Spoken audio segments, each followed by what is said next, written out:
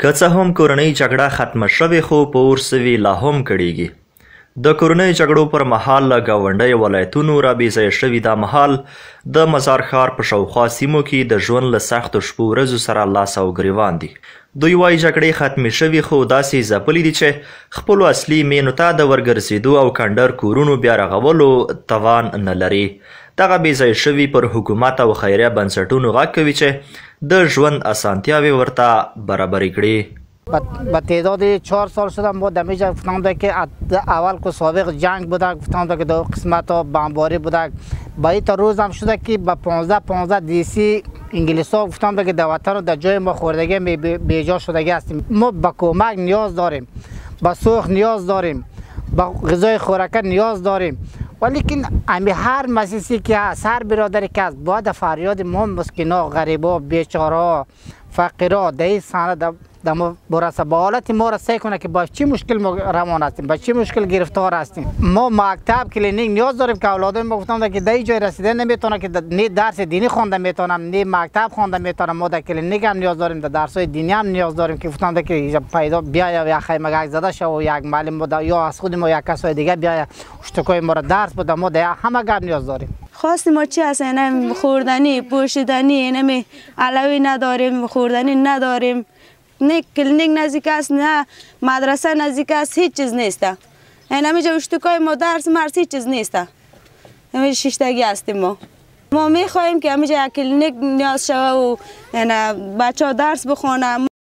تر خیمو لاندې دوبي کې ګرمیو او ژمي کې یخنۍ ځپلي د دغو بېځایه شویو خوراکي توکو سربیره د سرپناه نشتون، پاکو اوبو، زده کړیزو او روغتیایي مرکزونو ته نه لاسرسی له لومړنیو او اساسي ستونزو څخه شمیرل کیږي.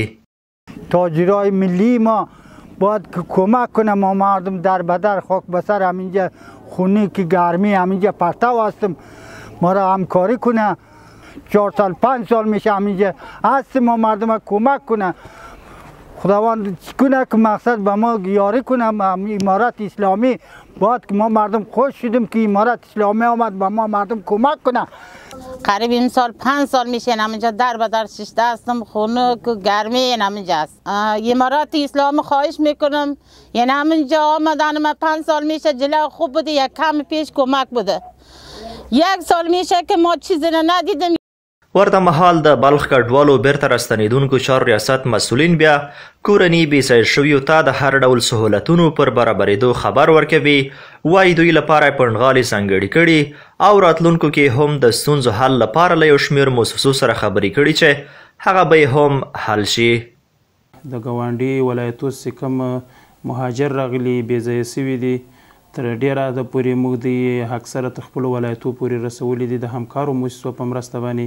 د دې دپاره موږ تدابیر ټوله نیولي دي، په بعدي هم انشاءالله تدابیر مو ورته نیسو. اوس هم تدابیر نیولي دي، د سړکونو د دې مشکلات یا د اوبو مشکلات وي یا د صحت مشکلات وي یا د معرف مشکلات وي، دا ټول انشاءالله موږ په نظر کې نیولي دي.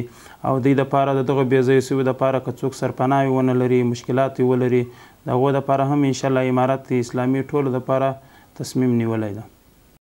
د معلوماتو له مخې بلخ ولایت ته له سمنګان، جوزجان، سرپل او فاریاب ولایتونو څخه 10,000 هغه کورنۍ چې د جګړو پر مهال بېځایه شوي په شاوخوا 15 کمپونو کې میشت دي.